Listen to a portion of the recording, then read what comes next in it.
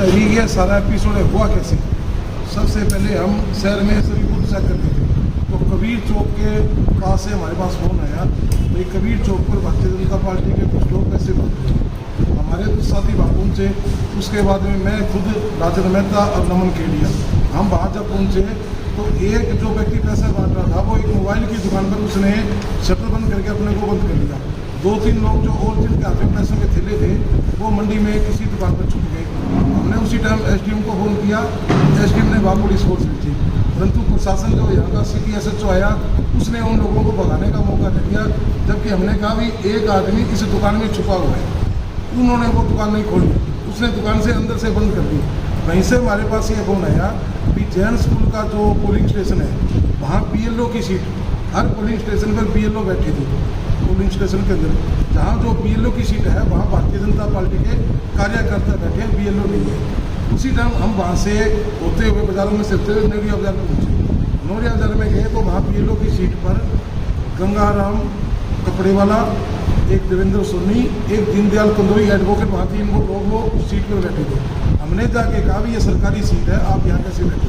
अगर आपने भारतीय जनता पार्टी के एजेंट आपने कोई पोलिंग स्टेशन बनाया है तो जो पोलिंग स्टेशन से 200 मीटर की क्लास है, 200 मीटर के बाद आप अपना टेंट लगा के बैठो, अंदर आप कैसे बैठ सकते हो? इस बात पर उन्होंने वहाँ बहस भी हुई। पुलिस वालों ने उन तीनों को वहाँ से बाहर निकाला। उसके बाद में हम वहाँ से चले गए।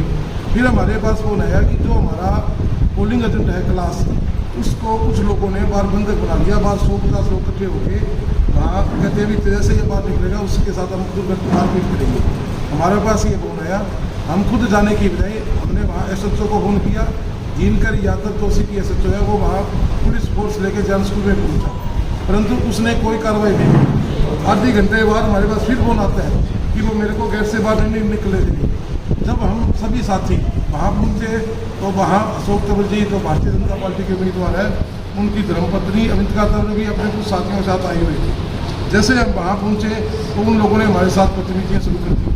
हमने कहा भी आपके साथ तो हमारा कोई झगड़ा ही नहीं है, हमारा एजेंट है, पुलिस बैठी है, पुलिस कार्रवाई करे और इसको एजेंट को सुरक्षित तो बाहर निकाले, हम तो झगड़ा करना नहीं था रही। उसके बाद में एसएचओ वहाँ से एसएचओ ने कोई कार्रवाई करने की बजाय आप सीसीटीवी में देख लेना, एसएचओ वहाँ से गाड़ी लेकर चला जाता है। जैसे वो वहाँ से जाता है उन लोगों ने पथराव और गाली गलौज हमारे साथ मारपीट शुरू कर दी।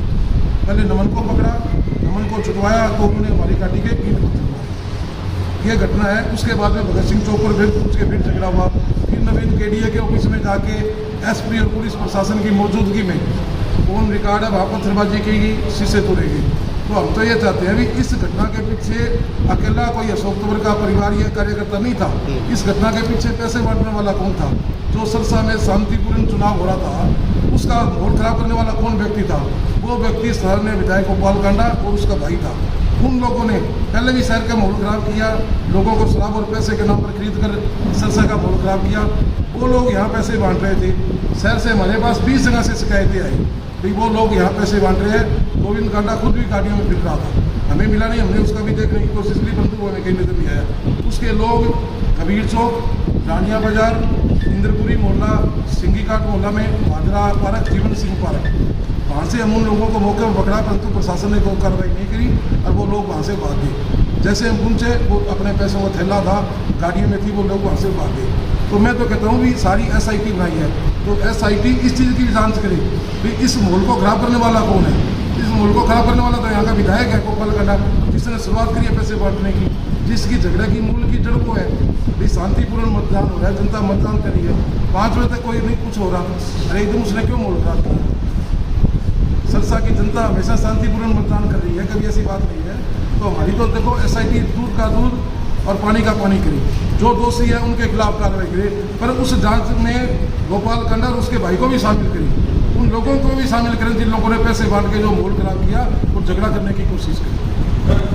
6 बजे मैं दफ्तर में आया हूँ, 6 बज के 5 मिनट ये उसके बाद का एपिसोड है। राजू और मेहता जी का बेटा राजन, ये दोनों साथ हैं। मेरे बेटे के अनुसार तो इतना है कि उसने उस अवंतिका को ये कहा वो गाड़ियाँ निकाल दी। और आप सब जानते हो कौन गाड़ियाँ? अवंतिका, ठीक है, जो मेरे बेटे ने मुझे बताया। पापा वो आंटी गाड़ियाँ निकाल ली थी। मैंने आंटी को ये कह दिया कि आंटी आप सभ्य तरीके से बात, दूसरे इस बात पे वो रिजेक्ट हो गुस्से में आ गई, मेरे बीच में क्यों थे, और उसके जो गुर्गे थे वो उसको टूट पड़े। और जो ये छोटी मोटी चोटें लगी हैं, और ये जो मेरे को तो बड़ा और तो कोई विशेष अफसोस नहीं है राजनीति में। चलो ये इलेक्शन के टाइम जब छोटी मोटी होती रहती है, लेकिन ये जो पर्चा दर्ज उसने करवाया है, और राजनीतिक पर्चा दर्ज कराते तो ठीक था, ये बच्चों वाला बीच में ला करके पर्चा दर्ज कराना ये थोड़ा अफसोसजनक है। हमने सरसा का इस तरह का ना तो कभी कोई माहौल था ना है। बेटियाँ, हम तो कॉलेज में पढ़ते थे तो हमारा जो एंट्री ग्रुप हुआ था उसकी बहनें भी हमारे पास बैठी रहती थी। हमारे तो कभी ये फर्का, बेटियाँ तो कभी किसी की पढ़ाई हुई नहीं, साझी रही हैं, चाहे वो किसी की पार्टी की हो चाहे वो किसी भी दुश्मन की हो। बेटियों का बंटवारा कभी सरसा की धरती पे नहीं हुआ, ये पहला चांस है। और ये पर्चे पुर्चे तो चलो राजनीतिक तौर पे होते रहते हैं, प्रशासन का काम है, प्रशासन इंक्वायरी कर रहा है कौन सच्चा है कौन झूठा है। वो जो भी निर्णय ना वो करेंगे तो हम सड़क पे आके करवा लेंगे,